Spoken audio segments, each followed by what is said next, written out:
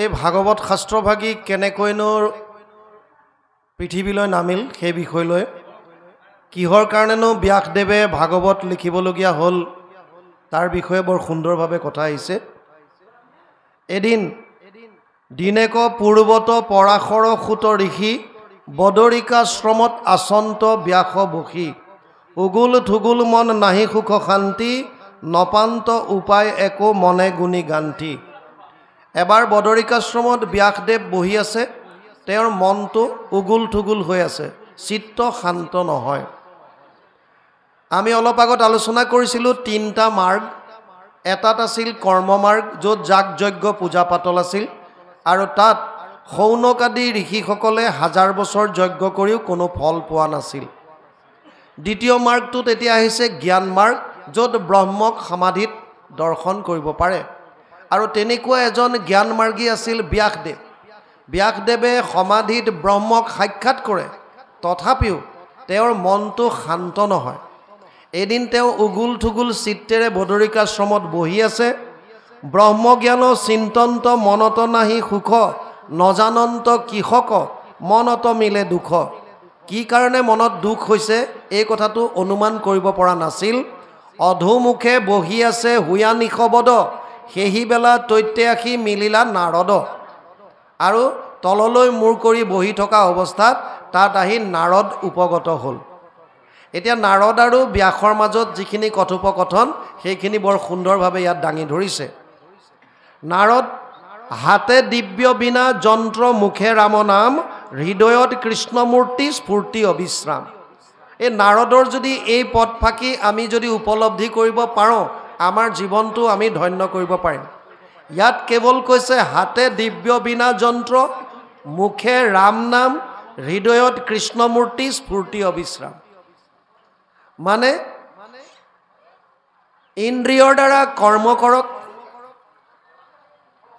মুখৰ দ্বাৰা ৰাম নাম ল'বলৈ কৈছে। ভাই মুখে বোলা ৰাম, হৃদয়ে ধৰা ৰূপ, এতেকে মুকুতি পাইবা কহিলো স্বৰূপ। মুখত ৰাম নাম, হাতৰ দ্বাৰা কৰ্ম ঈশ্বৰৰ অৰ্থে, আৰু হৃদয়ত কৃষ্ণৰ মূৰ্তি। তস্মাৎ সৰ্বেষু কালেষু মা মনুস্মৰ যুদ্ধচ্চ ময়ো অৰ্পিত মনোবুদ্ধিৰ মামে বৈশ্বস্য অসংশয়। অষ্টম অধ্যায় 7 নম্বৰ শ্লোক গীতা। প্ৰতিটো মুহূৰ্তত মোক স্মৰণ কৰ। চাওক, আমাক 11টা ইন্দ্ৰিয় দিছে, 5টা জ্ঞানেন্দ্ৰিয় শ্ৰোত্ৰ নেত্ৰ জিহ্বা ঘ্ৰাণ আৰু চৰ্ম, 5টা কৰ্মেন্দ্ৰিয় গুহ্য লিংগা পদ বাণী আৰু কৰ, গুহ্য লিংগ পদ বাণী আৰু কৰ, আৰু মনসমে 11। এই 11টা ইন্দ্ৰিয় আমাক দিছে। ভগৱানে কৈছে 10টা ইন্দ্ৰিয় সংসাৰৰ কামত লগাই থ, মোৰ কোনো আক্ষেপ নাই। ঘৰ দুৱাৰ চলাবৰ কাৰণে বেপাৰ বাণিজ্য চাকৰি বাকৰি ঘৰৰ কাম যত যি কৰে 10টা ইন্দ্ৰিয়ৰ দ্বাৰা কৰি থাকক, তাত প্ৰভুৱে কৈছে মোৰ কোনো আপত্তি নাই। ভগৱানে এটা ইন্দ্ৰিয় মাত্ৰ বিচাৰিছে, এটা ইন্দ্ৰিয়, এইটো হৈছে কেৱল মন। 700 শ্লোকৰ গীতা শেষত গৈ সিদ্ধান্ত দিছে ভগৱান কৃষ্ণই অৰ্জুনক। প্ৰথমতে চাওক, গীতা শাস্ত্ৰত 700 শ্লোক আছে, এটা শ্লোক মাত্ৰ ধৃতৰাষ্ট্ৰই কৈছে, প্ৰথম অধ্যায় 1ম শ্লোক। ধৰ্মক্ষেত্ৰে কুৰুক্ষেত্ৰে সমবেত যুজুৎসৱ মামকা পাণ্ডৱ চৈব কিম কুৰ্বত সঞ্জয়। প্ৰথম অধ্যায় 1ম শ্লোক গীতা। ইয়াত কৈছে ধৃতৰাষ্ট্ৰই সঞ্জয়ক সুধিছে, হে সঞ্জয়, ধৰ্মক্ষেত্ৰ কুৰুক্ষেত্ৰত সমবেত হোৱা মোৰ আৰু পাণ্ডুপুত্ৰৰ সৈন্যসকলে কি কৰিছিল মোক কোৱা। 700 শ্লোকৰ এটা মাত্ৰ শ্লোক ধৃতৰাষ্ট্ৰই প্ৰশ্ন কৰিছে সঞ্জয়ক। ইয়াৰ উত্তৰত 40টা শ্লোকত সঞ্জয়ে কুৰুক্ষেত্ৰৰ বৰ্ণনা দাঙি ধৰিছে, কি হৈ আছিল, আৰু বিশেষভাৱে কৃষ্ণ অৰ্জুন সংবাদ। কৃষ্ণ আৰু অৰ্জুনৰ মাজত যিখিনি কথোপকথন হৈছিল, এই কথাখিনি 40টা শ্লোকৰ মাজেৰে সঞ্জয়ে ধৃতৰাষ্ট্ৰক প্ৰকাশ কৰিছে।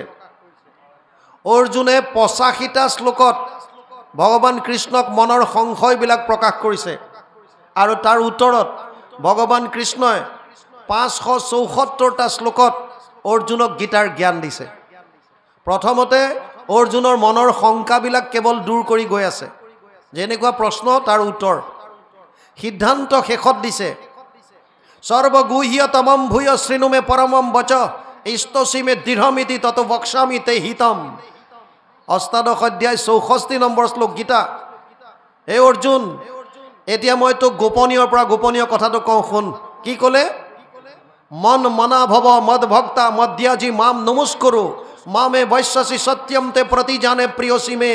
অষ্টাদশ অধ্যায় 65 নম্বৰ শ্লোক গীতা। অনুবাদ কৰিছে ঘোষাত, মোতে মাত্ৰ সদা দিয়া মন, মোৰ ভক্ত হোৱা সৰ্বক্ষণ, মোকে পূজা মাত্ৰ মোকে কৰা নমস্কাৰ, কহিলো তোমাত তত্ত্ববাণী, পাইবা সুখে মুখ মহামানী, তুমি প্ৰিয়তম সুহৃদ সখী আমাৰ। হে অৰ্জুন, মোক কেৱল মনটো দে, মনটো। আমি ইন্দ্ৰিয়ৰ দ্বাৰা যি কৰি আছোঁ কৰি থাকক, কিন্তু আমাৰ উল্টা হয়। আমি ঈশ্বৰ আৰাধনা কৰোঁ ইন্দ্ৰিয়ৰ দ্বাৰা। আমি কৰ্ম প্ৰধান, কৰ্মত বেছি গুৰুত্ব দিওঁ। আপোনালোকক এটা জ্বলন্ত উদাহৰণ দিছোঁ, শুনক। বেলেগ হিচাপে নল'ব আপোনালোকে। নামঘৰলৈ আহোঁতে আমাৰ এটা মনলৈ ভাৱ আহে যে আমিও নামঘৰত চাকি এগছ জ্বলাম আৰু ধূপ এডাল জ্বলাই দিম, এইটো ভাৱ। আৰু আপোনালোকে একৰ্ডিংলি দোকানত গৈ এবটল তেল লয়, এটা পেকেট ধূপ লয়, কোনো জেগাত নিমখৰ পেকেট আনে নামঘৰলৈ। এতিয়া ডাঙৰ কথাটো শুনক, যেতিয়াই আপোনালোকে ঈশ্বৰৰ অৰ্থে বস্তুটো ক্ৰয় কৰিলে, তেতিয়াই আপোনালোকে পুণ্য অৰ্জন কৰাটো হৈ গ'ল। এই তেলখিনি আৰু ধূপৰ পেকেটখিনি নিজে যদি নলগায়, নামঘৰৰ নামঘৰীয়াক যদি দি দিয়ে, এবছৰলৈ আপোনালোকৰ তেলেৰে মূল বন্তি গছি জ্বলি থাকিব। কিন্তু আমাৰ ভাৱ যে আমি নিজে জ্বলাম, নিজে জ্বলালেহে পুণ্যটো পাম। সেইকাৰণে আমি ফ্ল'ৰত আহি চবেই সুকীয়া সুকীয়াকৈ চাকি জ্বলোৱাত ব্যস্ত হৈ যাওঁ। এইটো হৈছে কেৱল ইন্দ্ৰিয়ৰ কৰ্ম। ভাৱটো আপোনাৰ তেতিয়াই আহিছিল যেতিয়া আপুনি নামঘৰত চাকি গছ লোৱাৰ কথা ভাবিলে, আৰু প্ৰভু ভগৱন্তই আপোনাৰ ভাৱ তেতিয়াই পালে। ভাৱগ্ৰাহী জনাৰ্দন, প্ৰভু ভগৱন্তই আপোনাৰ ভাৱটো তেতিয়াই গ্ৰহণ কৰিলে, আপুনি তাৰ কাৰণে যিটো পুণ্যফল পাবলগীয়া আছে পালে। ইয়াত নিজে নজ্বলালেও আপোনালোকে যদি তেল বটলটোৱে ধূপ পেকেটটোৱে ঈশ্বৰৰ অৰ্থে যিখিনি ক্ৰয় কৰি আনিছে, নামঘৰীয়াৰ হাতত যদি অৰ্পণ কৰি দিয়ে, তেতিয়াও আপোনালোকৰ পুণ্যই পাব। কিন্তু আমি কৰ্মপ্ৰধান, কৰ্মত বিশ্বাস কৰোঁ। মনটো চাৰিওদিশে ঘূৰি ফুৰে, কিন্তু আমি ভাবোঁ কামটো কৰি আছোঁ। ৰাতিপুৱা গুৰুগৃহত সোমাওঁ, নাম গালোঁ, নামটো গাইছোঁ, হাত চাপৰি বজাইছোঁ, মুখে গাইছোঁ, কিন্তু মনটো। এবাৰ এজনে ফোন কৰিছিল, কেইজনমান ভকত লগ হৈ লখিমপুৰৰ পৰা অনুষ্ঠান কৰি অহাৰ পাছত আমাক সুধিছিল, বাপ আপোনাক কথা এটা সুধিবলৈ থাকি গ'ল, প্ৰশ্ন কৰাৰ সুবিধা নাপালোঁ। আপুনি এটা কথা কওকচোন, যে মালা জপ কৰাত আপোনাৰ কমেণ্ট কি? মালা জপ কৰে তেওঁলোকে, আমাক সুধিলে যে মালা জপ কৰাৰ বিষয়ে আপুনি কি ক'ব, আপোনাৰ বক্তব্য কি? আমি ক'লোঁ আমাৰ বক্তব্যটো বাদ দিয়ক। যিসকল ভকত, তেওঁলোকৰ এটা দোহা শুনক, কবিৰ দাসে লিখিছে, মালাটো কৰ্মে ফিৰে জীৱ ফিৰে মুহ মাহি, মন বেচাৰা চৌধি ফিৰে এছো সুমিৰণ নাহি। মালাটো হাতত লৈ আমি কৰি আছোঁ আৰু মুখেৰে ৰাম ৰাম ৰাম ৰাম ৰাম ৰাম ৰাম ৰাম কৈ আছোঁ, কিন্তু মনটোৱে কাৰ ঘৰত কি হৈছে, কোন আহিছে, কি কৰিছে, এইবিলাক যদি চিন্তা কৰি থাকে, তেতিয়া তাৰ পৰা একো ঈশ্বৰৰ স্মৰণ হোৱা নাই। তাৰ বিপৰীতে আপুনি কবি বাৰীত খেতি কৰি আছে, কবি পুলিত পানী দি আছে, মনটোৱে ঈশ্বৰৰ লীলা এটা স্মৰণ কৰি আছে, এইটো পুণ্যটো বেছি। মনটো ক'ত ৰাখিছে আপুনি, ভাৱত কি আছে আপোনাৰ? আৰু জেনেৰেল আপুনি লাইফত চাওক, এটা ল'ৰা গাড়ী আগত পৰি মৰি গ'ল, আপুনি ভাবে নেকি যে ল'ৰাটোক যিজনে গাড়ী চলাই আছিল তাক ফাঁচি দিব ডাইৰেক্ট? নিদিয়ে। তাৰ এটিচিউড চাব, তাৰ ভাৱধাৰা কি আছিল। তাৰ যদি স্পীড লিমিট ঠিক আছে, ব্ৰেক যদি ঠিক আছে, তাৰ এটিচিউড যদি ল'ৰাটোক মৰা নাছিলে, মনৰ ভাৱ নাছিল, অকস্মাত আগত আহি পৰি গ'ল, এই সত্যটো যেতিয়া গম পাব জাজে, তেতিয়া তাক এইটোৰ পৰা ডিছমিছ কৰি দিব যে একো নাই, এইটো এক্সিডেণ্ট। কিন্তু যদি তাৰ ভাৱটো বেয়া, এগৰাকী বুঢ়ী মানুহে নিজৰ নাতিটোৰ কাৰণে ৰুটি বনাইছে, তেতিয়া ভাৱটো বেলেগ। সেই বুঢ়ীগৰাকীকে ওচৰৰ মানুহ ঘৰে আহি ক'লে যে আইতা আমাৰ ছোৱালীজনী চাবৰ কাৰণে আজি বহুত দূৰৰ পৰা মানুহ আহিব, তুমি আমাক 50খনমান ৰুটি সুন্দৰকৈ বনাই দিবা, এখন ৰুটিত 5 টকাকৈ দিম। তেতিয়াও বুঢ়ীগৰাকীয়ে ৰুটি বনাইছে। ভাবত কি আছে তেতিয়া, এখন ৰুটিত 5 টকা। আকৌ কেইদিনমানৰ পাছত গাঁৱৰ যুৱক কেইজনমান আহি ক'লে যে আইতা আমি ভাগৱতৰ অনুষ্ঠান এটা পাতিম, দূৰ দূৰৰ পৰা ভকত আহিব, তুমি সুন্দৰ সুন্দৰ ৰুটি বনোৱা, গতিকে আমাক 100 পিচমান ৰুটি বনাই দিবা। সেইদিনাও বুঢ়ীগৰাকীয়ে ৰুটি বনাইছে। তেতিয়া ভাৱটো কি, তেতিয়া সেৱা ভাৱ। কৰ্মটো একেই কৰি আছে। নাতিটোলে ৰুটি বনাইছে, এইটো কৰ্ম একেই। মানুহ ঘৰৰ কাৰণে ৰুটি বনাইছে, ৰুটি বনোৱা কৰ্ম তেতিয়াও একেই। আৰু ভকতৰ কাৰণে ৰুটি বনাইছে, ৰুটি বনোৱা কৰ্মটো একেই। কিন্তু ভাৱটো বেলেগ বেলেগ হোৱাৰ কাৰণে ফলটো বেলেগ বেলেগ পাব। কৰ্মটো আপোনাৰ একে হ'ব পাৰে দেখাত। আমি বৰ্ডাৰত আছিলোঁ ধৰক, এতিয়াও বহুত বৰ্ডাৰত ডিউটি কৰি আছে। কিবা কাৰণত ক'ৰবাত গুলিয়াই দিলে, তেতিয়া তাক শাস্তি দিব নেকি? নিদিয়ে। সেই সময়ত সি তাৰ কৰ্তব্য কৰিছে, তাৰ ছিনিয়ৰৰ অৰ্ডাৰ পালন কৰিছে। তাৰ ভাৱত বেয়া নাই, ই কৰ্মটো কৰিছে হয়, মানুহ এজন মাৰি দিলে, কিন্তু সেই সময়ত যদি সি নমৰা হ'লে সেই মানুহজনে হয়তো বম ব্লাষ্ট কৰি আমাৰ বহুত অনিষ্ট কৰিলেহেঁতেন। গতিকে উগ্ৰবাদী হিচাপে চিনাক্ত হোৱাৰ পাছত ছিনিয়ৰে অৰ্ডাৰ দিছে ফ্ল'লক ফায়াৰ কৰ, আৰু সি ফায়াৰ খুলি দিলে। গতিকে তেতিয়া তাৰ কাৰণে সি বিপদত নপৰে। কিয়? তাৰ মানসিকতাটোত তাৰ প্ৰতি, সেইটোৰ প্ৰতি কোনো ধৰণৰ বেয়া ভাৱ নাছিল। মনত কি ভাৱ আছে? মন।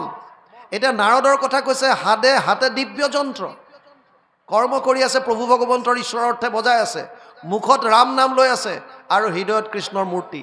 আমিবিলাকো যদি আমাৰ কৰ্তব্য কৰ্মখিনি যদি পথাৰত কৰোঁ, আমাৰ নিজৰ নিজৰ যিখন পথাৰ, ব্যৱসায়ৰ ক্ষেত্ৰত ব্যৱসায়, চাকৰিৰ ক্ষেত্ৰত চাকৰি, পঢ়া শুনাৰ ক্ষেত্ৰত পঢ়া শুনা, নিজৰ কৰ্তব্য যদি আমি 100% কৰোঁ আৰু যদি মনলৈ এনি টাইম কৃষ্ণৰ কথা যদি আমি স্মৰণত আনিব পাৰোঁ, তেতিয়াহ'লে আমাৰ জীৱনবিলাকো আমি সফল কৰিব পাৰিম। ইয়াত এতিয়া নাৰদ আহিছে, প্ৰেমে দ্ৰৱৈ চিত্ত আতি ৰোমাঞ্চ শৰীৰ, ধাৰায়ে শ্ৰৱন্তে আছে নয়নৰ নীৰ। এটা কথা আৰু বুজি লওক, ভক্তি মাৰ্গত খোজ পেলাব পাৰিছোঁনে নাই, ইয়াৰ জ্বলন্ত উদাহৰণ এটাই আমি নিজে অনুভৱ কৰিব পাৰোঁ।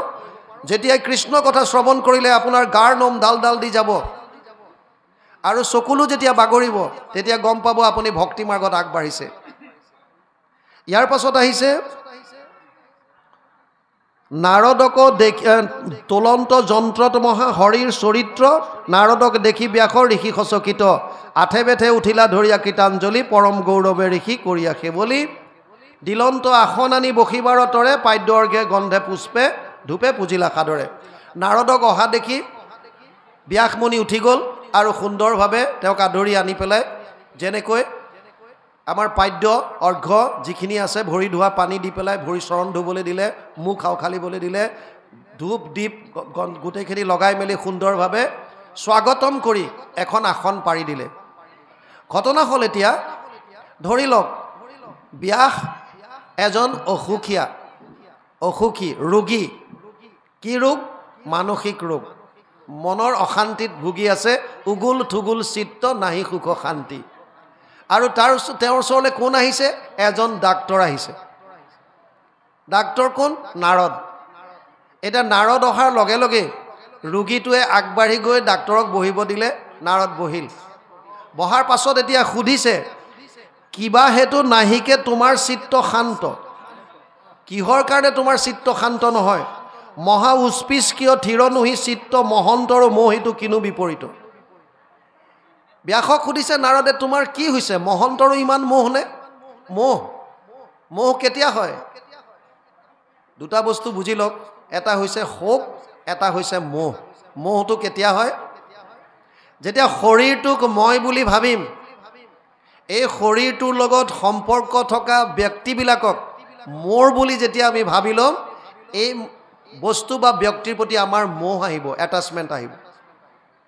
এটা ল'ৰাই এখন দোকানত চাহ খাইছে, ফুটপাথত থকা দোকান, স্পেচিয়েল কাট এটা দিবলৈ ক'লে, দিছে, ঢোক মাৰি দিছে চাহত।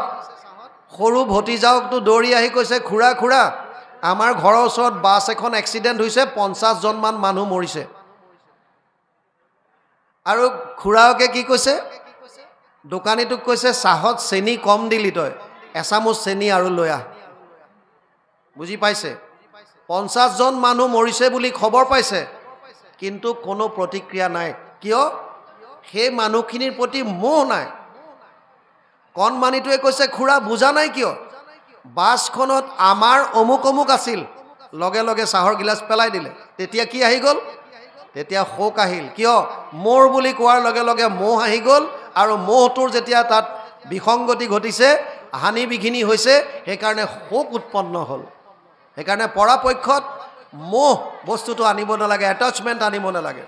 কৰ্তব্য আপুনি 100% কৰক, আপোনাৰ পুত্ৰ পৰিবাৰ ল'ৰা ছোৱালী যত যিমান, কিন্তু কাৰো প্ৰতি আসক্ত নহ'ব। আসক্ত হ'লে এই যাৰ প্ৰতি আপুনি আসক্ত হৈছে সেইজনৰ হানি বিঘিনিত কষ্ট পাব, আপুনি মানসিকভাৱে বহুত ভাগি পৰিবলগীয়া হ'ব। যিমান পাৰে আসক্ত কেৱল এজনৰ প্ৰতি হওক, এজন হৈছে ভগৱান কৃষ্ণ। মনটো সদায় আপোনাৰ ৰাগ সদায় কৃষ্ণৰ প্ৰতি কৰক, এটাচমেণ্ট সদায় কৃষ্ণৰ প্ৰতি কৰক। সংসাৰৰ প্ৰতি কৰিলে তাৰ হানি বিঘিনিত আমি কষ্ট পাওঁ। ইয়াত কৈছে এতিয়া নাৰদে কৈছে, আহিছেনে? কৃষ্ণ কৃষ্ণ কৃষ্ণ হৰি ৰাম কৃষ্ণ। চাৰিও বেদৰ কৰিলাহা শাখা ভেদ, যাৰ যেন জাতি ধৰ্ম দিলা পৰিচ্ছেদ, কৰিলাহা ভাৰত পুৰাণ অষ্টাদশ, জগতত ব্যাপিল তোমাৰ মহাযশ। এই সময়লৈকে 17খন পুৰাণ আৰু মহাভাৰত এয়া লিখা হৈ গ'ল। সেইকাৰণে কৈছে কৰিলাহা ভাৰত পুৰাণ অষ্টাদশ। যদিও 18খন পুৰাণ আছে, কিন্তু এই সময়লৈকে 17খন পুৰাণ হৈছে, আৰু লগতে মহাভাৰতখন হ'ল। সেইকাৰণে ক'লে 18খন হৈছে, ভাৰত আৰু পুৰাণ মিলাই। জগতত ব্যাপিলে তোমাৰ মহাযশ।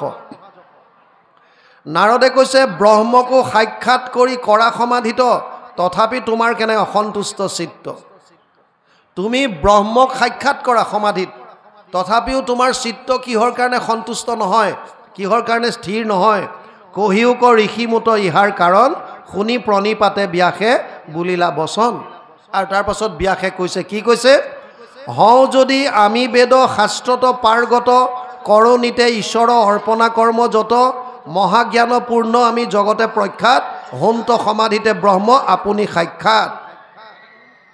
ব্যাসে কৈছে যদিও মই হওঁ, যদি আমি বেদ শাস্ত্ৰত পাৰ্গত, যদিও মই বেদ আৰু শাস্ত্ৰত পাৰ্গত, ঈশ্বৰৰ অৰ্পণা যদিও মই নিয়মিতভাৱে কৰোঁ, যদিও মই মহাজ্ঞানপূৰ্ণ জগতত প্ৰখ্যাত হৈ আছোঁ, আৰু যদিও সমাধিত মই ব্ৰহ্মক সাক্ষাৎ কৰোঁ, তথাপি নুগুছে মোৰ মনে অসন্তোষ, নপাওঁ বিমৰ্ষি কিম্বা কৰি আছোঁ দুখ। তথাপিও মোৰ মনত শান্তি নাই, আৰু সেইকাৰণে মই চিন্তা কৰিছোঁ যে মই কিহৰ কাৰণেনো কষ্ট পাই আছোঁ। আহিল নেকি? ড্ৰেছ চেঞ্জ কৰিলে?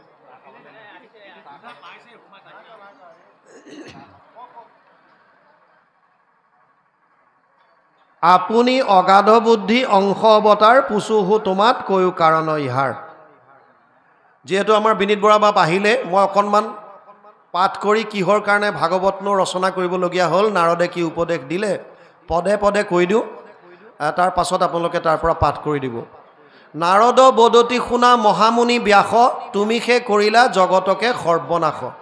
কিহৰ কাৰণে? নিৰন্তৰে পশুৰ লোৱাইলা তুমি প্ৰাণ, নাহি মন্দ কৰ্ম আৰু ইহাৰ সমান। নাৰদে কৈছে হে ব্যাস ঋষি, তুমি ডাইৰেক্টলি নকৰিব পাৰা, ইনডাইৰেক্টলি তুমি ভয়ংকৰ পাপ কৰিছা। কেনেকুৱা? শাস্ত্ৰত তুমি বিভিন্ন বিধান দিলা, যিবিলাকৰ কাৰণে মানুহে বলি দিয়া হ'ল। বিভিন্ন পুৰাণত, বিভিন্ন ঠাইত, বিভিন্ন শাস্ত্ৰত তুমি বলি বিধানৰ প্ৰথাটো আনি দিলা, আৰু তোমাৰ কাৰণে আজি মানুহবিলাকে বিভিন্ন জীৱ জন্তুবিলাক বলি দিবলৈ ল'লে। আন জীৱ জন্তু দিয়াটো দূৰৰ কথা, মানুহে নৰ বলি দিবলৈও কুণ্ঠাবোধ নকৰা হ'ল। মোৰ ৰঙিয়াত পোষ্টিং হৈছিল 2014-ত, মই উত্তৰাখণ্ডৰ পৰা আহিছিলোঁ। সেই বছৰে ডিচেম্বৰ মাহত ঢেকীয়াজুলিৰ এখন বাগানত নিজৰ খুৰাকে কণমানি ভতিজা এটা কিডনেপ কৰি লৈ গৈছিল কালী মূৰ্তিৰ ওচৰত বলি দিয়াৰ কাৰণে। আজি 1.5 বছৰ 2 বছৰ আগত আপোনালোকে শুনিছিল নিশ্চয়, কামাখ্যাত কেইজনমান পুৰোহিতক এৰেষ্ট কৰিছিল। কিয়? নৰবলিৰ কাৰণে। অৰ্থাৎ এতিয়াও মানুহ ইমান অজ্ঞানতাত ভুগি আছে যে এতিয়াও তেওঁলোকে ভাবিছে যে বেলেগ জীৱ জন্তু বলি দিলেহে আমি আমাৰ স্বৰ্গ পাম। সেইকাৰণে নাৰদে ইয়াত সুন্দৰভাৱে ব্যাসক দোষ দিছে। নাৰদে কৈছে নিৰন্তৰে পশুৰ লোৱাইলা তুমি প্ৰাণ নাহি মন্দ কৰ্ম আৰু ইহাৰ সমান আকস্মিতে লোকক কৰাইলা হিংসা ধৰ্ম নুবুজিলা তুমিও বেদৰ তত্ত্ব মৰ্ম গৰিহিত কৰ্মকে কহিলা ধৰ্ম বুলি তোমাৰ বচনে লোক নাখিল সমূলি। আকস্মিতে লোকাক কৰাইলা হিংসা ধৰ্ম। তুমি মানুহবিলাকক হিংসাৰ বিষয়ে শিকালা যে এইটো কৰিলে এইটো হ'ব, সেইটো কৰিলে সেইটো হ'ব, কেৱল ভোগবাদ ভোগবাদ ভোগবাদ, স্বভাৱে লম্পত বিষয়ত অনুৰাগ, স্বৰ্গ পাইব বুলি ৰংগে কাটে হংসচাৰ। মানুহবিলাকো কেনেকুৱা? স্বভাৱত লম্পট, কেৱল এটাই উদ্দেশ্য স্বৰ্গ পাম। আৰে স্বৰ্গত আছে কি? তে তম ভুক্তা স্বৰ্গলোক বিশালম চীনে পুইনে মৰ্তলোকম বিশন্তি। নৱম অধ্যায় 21 নম্বৰ শ্লোক গীতা। অৰ্জুনক কৈছে, হে অৰ্জুন, স্বৰ্গত এটা জীৱ তেতিয়ালৈকে থাকিব পাৰিব যেতিয়ালৈকে তাৰ পুণ্য আছে। পুণ্য ক্ষয় ভৰিলে পুনৰ নৰকত মজয়, পুণ্য শেষ হ'লেতো পুনৰ আহিবই লাগিব। তেতিয়াহ'লে তেনেকুৱা এখন ঠাইত যাবলৈ আমাৰ কি প্ৰয়োজন? যদি যাব বিচাৰিছে এনেকুৱা এটা জেগাত যোৱাৰ বাবে চেষ্টা কৰক, যিটো জেগালৈ যোৱাৰ পাছত পুনৰ আহি পেলাই এই কষ্ট পাব নালাগে। অকণমান ইউটেৰাছত গৰ্ভাশয়ত 10 মাহ 10 দিন সোমাই বিষ্ঠা মূত্ৰত আমি যাতে পঢ়ি থাকিবলগীয়া নহয়। আৰু কণমানি ল'ৰাটোৱে একো ক'ব নোৱাৰে, যদি মহে কামুৰিছে দাহে কামুৰিছে একো গম নাপায়, কেৱল কান্দে। ভোক লাগিলে ক'ব নোৱাৰে, পিয়াহ লাগিলে ক'ব নোৱাৰে, যদি পেটত পেলুৱে কামুৰিছে ক'ব নোৱাৰে। কিমান কষ্ট শাৰীৰিকভাৱে। আৰু বৃদ্ধ অৱস্থাটো একে, কাণেৰে নুশুনে, চকুৱে নমনে, হাত ভৰি লৰচৰ কৰিব নোৱাৰে, তেনেকৈ বিচনাত পৰি থাকে। কিন্তু এটা বস্তু তেতিয়াও আমাৰ মনৰ পৰা নাযায়, সেইটো হৈছে তৃষ্ণা। কেৱল লাগে আৰু লাগে আৰু লাগে, কাৰণ আমি সুখ আছে বুলি ভাবোঁ ভোগত। তিনিটাই মূল তত্ত্ব আছে, এটা হৈছে ভগৱান, এক হৈছে মায়া আৰু এক হৈছে জীৱ। আমাক আনন্দ লাগে কাৰণ আমি পৰমানন্দৰ অংশ। মামে বংশ জীৱলোকে জীৱভূত সনাতন। 15 অধ্যায় 7 নম্বৰ শ্লোক গীতা। অৰ্জুনক কৈছে, হে অৰ্জুন, এই যিমান জীৱ দেখিছা মোৰ অংশ। আৰু ভগৱান কোন? তৈত্তৰীয় উপনিষদত কৈছে ৰসো বৈশঃ, তেওঁ আনন্দ স্বৰূপ। কৃষ্ণ শব্দৰ অৰ্থ লিখিছে কৃষি ভূবাচক শব্দ ন চ নিবৃত্তিবাচক দ্বৈৰ একাত পৰম ব্ৰহ্ম কৃষ্ণ ইতি অভিধীয়তে। অনুবাদ কৰিছে মহাপুৰুষ মাধৱদেৱে ঘোষাত। কৃষ হেন শব্দ এইটো পৃথিৱী বাচক ভৈলা ন আনন্দত প্ৰৱৰ্তয়। দুইৰো এক পদ মিলি পৰম ব্ৰহ্ম ৰূপ কৃষ্ণ নাম আনন্দক মাত্ৰ কয়। কৃষ্ণ মানে আনন্দ, আৰু সেই আনন্দৰ অংশ আমি। আমাক আনন্দ লাগে, পাম ক'ত? দুটাই বস্তু আছে, এফালে ভগৱান, এফালে মায়া। এই দুটাৰ মাজতে ক'ৰবাত আছে। মায়াৰ বিষয়ে কি লিখিছে?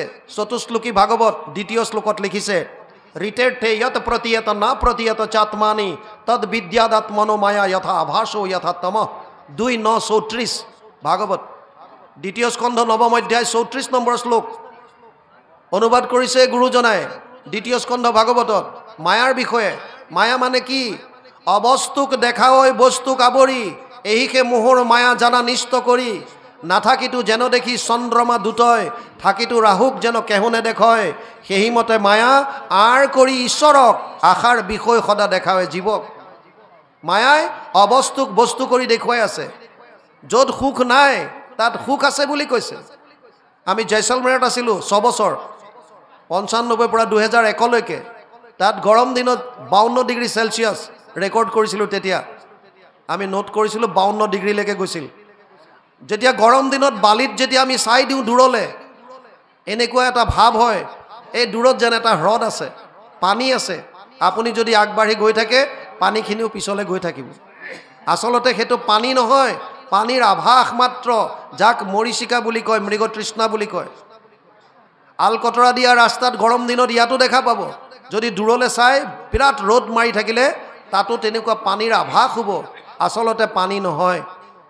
এই ধন টকা পইচা পুত্ৰ পৰিবাৰ যত যিমান আছে স্বৰ্গৰ পৰা ব্ৰহ্মলোক পৰ্যন্ত, ইয়াত কেৱল আৰু কেৱল মায়া। কেতিয়াও আপোনাক আনন্দ দিব নোৱাৰে। আনন্দৰ উৎস কেৱল মাত্ৰ ভগৱান কৃষ্ণ। সেইকাৰণে অৰ্জুনক ফাইনেল সিদ্ধান্ত গীতাত দিলে, হে অৰ্জুন, তই বিষাদত ভুগি আছিলি, হয়, আৰু বিষাদৰ পৰা তই আনন্দ বিচাৰিছ, হয়, তেতিয়াহ'লে এটা কাম কৰ। কি? সৰ্বধৰ্মান পৰিত্যাজ্য মাম একম শৰণম ব্ৰজ। अहम त्व सर्व पापेभ्यो मोक्षयिष्यामि मा शुचः अष्टादश अध्याय 66 নম্বৰ শ্লোক গীতা সৰ্বধৰ্ম এৰি এক শৰণ সাক্ষাৎ সুদৃঢ় বিশ্বাসে সখী লৈ কো আমাত নকৰিবা ভয় হেৰা কৰো অংগীকাৰ সমস্ত পাপত মই কৰিব নিস্তাৰ কেৱল কৃষ্ণত শৰণ কাৰণ কৃষ্ণই হৈছে আনন্দ আৰু আমাক লাগে আনন্দ আমি আনন্দ বিচাৰিছো আৰু আনন্দ পোৱাৰ যদি ইচ্ছা আছে কেৱল কৃষ্ণৰ শৰণ তাৰ বিপৰীতে আমি কি কৰিছো ভোগবাদৰ প্ৰতি মায়াৰ প্ৰতি আকৃষ্ট হৈছো ভাবিছো সুখ তাত আছে তাৰ কাৰণে বিভিন্ন দেৱ দেৱতাৰ ওচৰত গৈছো তাৰ কাৰণে জীৱ-জন্তু বধ কৰিছো গীতাত অৰ্জুনক কৈছে কামস্তেৰ স্থিৰ হিতজ্ঞান প্ৰপদ্যন্তে অন্য দেৱতা তম তম নিয়মমাস্থায় প্ৰকৃত্য নিয়তা স্বয়া সপ্তম অধ্যায় 20 নম্বৰ শ্লোক গীতা হে অৰ্জুন সেই সকল মানুহে বিভিন্ন দেৱ দেৱতাৰ ওচৰত যায় যিসকলৰ জ্ঞান কামনাৰ দ্বাৰা অপহৰণ কৰি ললে অৰ্থাৎ বেলেগ দেৱ দেৱতাৰ ওচৰত যোৱা মানে কেৱল ভোগৰ বস্তু বিচাৰি কামনা বাসনা মোক এটো লাগে তাৰ কাৰণে এজন দেৱতা এটো লাগে তাৰ কাৰণে এজন এটো লাগে তাৰ কাৰণে এজন কামস্তেৰ স্থিৰ হিত জ্ঞান প্ৰপদ্যন্তে অন্য দেৱতা তম তম নিয়মমাস্থায় প্ৰকৃত্য নিয়তা স্বয়া আৰু ভগৱানে কৈছে যো যো যম যম তনুম ভক্তা শ্ৰদ্ধয়া অৰ্চিতুম ইচ্ছসি তৈসা তৈসা চলা শ্ৰদ্ধা তামেব বিদ্যাম্যহম সপ্তম অধ্যায় 21 নম্বৰ শ্লোক গীতা হে অৰ্জুন যিবিলাক মানুহে যোন যোন দেৱতাৰ প্ৰতি আকৃষ্ট হৈ মই তেওঁলোকৰ হৃদয়ত থাকি সেইজন দেৱতাৰ প্ৰতি আৰু তেওঁলোকৰ মনটো আকৰ্ষিত কৰি দিওঁ আৰু যা সেইফালে যা কি হ'ব তেতিয়া সতয়া শ্ৰদ্ধয়া যুক্ত শ্ৰদ্ধয়া অৰ্চিতুম ইচ্ছসি লভন্তে সে তত কামন ময়েব বিহিতান হিতান সপ্তম অধ্যায় 22 নম্বৰ শ্লোক গীতা অৰ্জুন সেইসকলে যিটো ফল লাভ কৰিব সেইটো মই দিয়া ফলটোহে পাৰিব দেৱতাৰ নিজস্ব একোটো নাই মই যিটো ইচ্ছা কৰি তেওঁলোকক দিম সেইটোহে তেওঁলোকে দিব পাৰিব আৰু গীতা শাস্ত্ৰ এনেকুৱা এখন শাস্ত্ৰ সনাতন ধৰ্মৰ প্ৰস্থানত্ৰয়ীৰ স্মৃতি প্ৰস্থানৰ মূল গ্ৰন্থ হৈছে গীতা প্ৰামাণিক গ্ৰন্থ গতিকে গীতাৰ প্ৰতিটো কথা প্ৰামাণিক আৰু গীতাত সেইকাৰণে এক শৰণৰ কথা কৈছে ড্ৰেছটো খুলিব দিয়ক মিনিট তুমি খোলা ইয়াৰ পাছত কৈছে এতিয়া স্বভাৱে লম্পট বিষয়ত অনুৰাগ স্বৰ্গ পাইবু বুলি ৰংগে কাতে সংসাগ কৰৈ নানা হিংসা ধৰ্ম নানা দেৱ পূজে পুণ্যক্ষয় ভৈলে পুনো নৰকত মজে কৰৈ নানা হিংসা ধৰ্ম নানা দেৱ পূজে আৰু যেতিয়া হিংসা ধৰ্ম কৰিব বেলেগ জীৱ-জন্তু বধ কৰিব তেতিয়া কি গতি হ'ব মোৰ ৰঙিয়াত পোষ্টিং আছিল তাৰ ওচৰৰ এটা মন্দিৰত মই থাকোতে 2014 পৰা 19 লৈকে আছিলোঁ এবাৰ 47টা মহ বলি দিছিল 47টা মহ এই কমিটিখনৰ লগত জড়িত থকা এজন মানুহক আমি প্ৰশ্ন কৰিছিলোঁ যে আপোনালোকে যে 47টা মহ বলি দিলে এই মহ 47টা 47 ঘৰ মানুহক দি দিয়া হলে তেওঁলোকৰ বহুত কৃপা হলহেঁতেন আৰু আপোনালোকে আশীৰ্বাদ পালেহেঁতেন তেওঁ মোক ক'লে যে এইটো পৰম্পৰা চলি আহিছে আৰু আমি কিনি পেলাই বলি দিবলগীয়া হোৱা নাই ডাঙৰ ডাঙৰ মানুহবিলাকেহে আমালে আগবঢ়াইছিল আমি সুধিলোঁ দ্বিতীয়টো প্ৰশ্ন আপোনালোকে যে মহবিলাক বলি দিলে এই মহৰ মাংসখিনি কি কৰে কিমান দিনলৈ খায় তেওঁ ক'লে যে আমি মহৰ মাংস নাখায় যদি মাংসখিনি কি কৰে তেওঁ ক'লে বেলেগ এটা সম্প্ৰদায়ৰ মানুহ আহে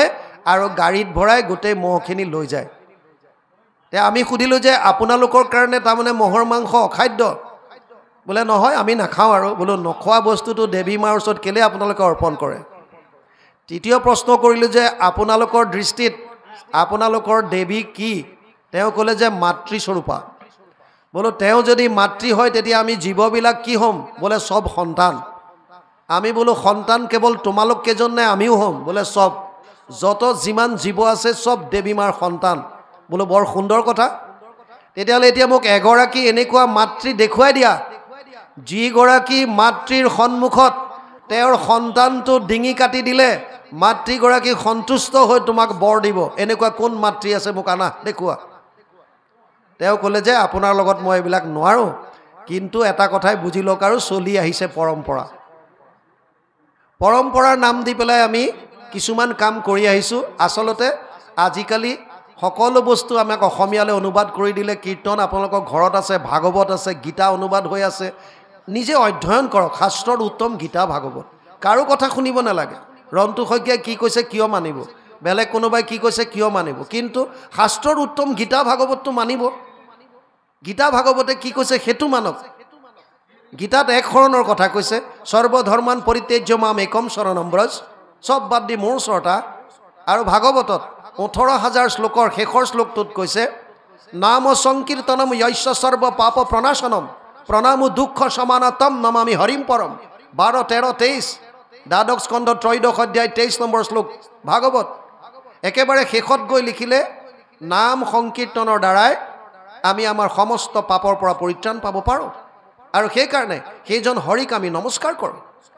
গতিকে যদি ইমান এটা সহজ সৰল সুগম আমাক মাৰ্গ দি গৈছে, তাৰপিছত আমি কিয় প্ৰাণী হিংসা কৰিম? সেইকাৰণে ব্যাসক নাৰদে ক'লে, তুমি যিবিলাক বিধান দিলা বিভিন্ন শাস্ত্ৰত, এইবিলাক তুমি হিংসা ধৰ্ম প্ৰৱৰ্তালা, আৰু তাৰ কাৰণে তোমাৰ মনত ইমান দুখ। ইয়াৰ পৰা উত্তৰ কি দিলে? এতিয়া উপায় কি দিলে? যদি জ্ঞানীগণে তাক কৰে নিবাৰণ, আৰু তাৰ বাক্যক নমানে একোজন, বোলৈ উপালম্ভ কৰি বচন খণ্ডিত, ব্যাসতো অধিক ভৈল এহেন্তে পণ্ডিত। এতিয়া ব্যাসে লিখি যোৱাৰ পাছত আপুনি মই যদি কাৰোবাক কওঁ যে এইটো হিংসা ধৰ্ম ভাল নহয়, তেতিয়া আমাক কৈ দিয়ে যে তই বেছি পণ্ডিত ওলালি। ব্যাসে লিখি থৈ গৈছে আৰু ব্যাসতকৈ তই বেছি পণ্ডিত, আৰু সেইটোৱে বৰ্তমান হৈ আছে। সেইকাৰণে যি কি নহওক, আমাৰ বিনীত বাপ আহিলে, আমি আপোনালোকক অন্তৰৰ পৰা ধন্যবাদ জনাইছোঁ। বহু সময় ধৰি একান্ত মনে শ্ৰৱণ কৰিলে। এইকণ সময়ত যদি অজানিতে আমাৰ দ্বাৰা কিবা অপৰাধ ক'ৰবাত ৰৈ গৈছে, সৰ্ব অপৰাধ আমি শিৰ পাতি লৈ আপোনাক সব মহান মহন্তৰ শ্ৰীচৰণত আমাৰ মস্তক ৰাখি মহাপুৰুষ মাধৱদেৱৰ এজোকা অপৰাধ ভঞ্জনৰ ঘোষাৰে আমি আজিলৈ এই আসন বিনীত বাপলৈ ঠেলি দিছোঁ। অপৰাধ বিনাশন তজু নাম নাৰায়ণ, জানি নামে পখিলোঁ শৰণে, আনগতি নাহিকে মৰণে, অপৰাধ ক্ষমা কৰি তুমি দয়াশীল হৰি, মোক ৰক্ষা কৰি চৰণে প্ৰভু, মোক ৰক্ষা কৰি চৰণে। কৃষ্ণ জয় গুৰু।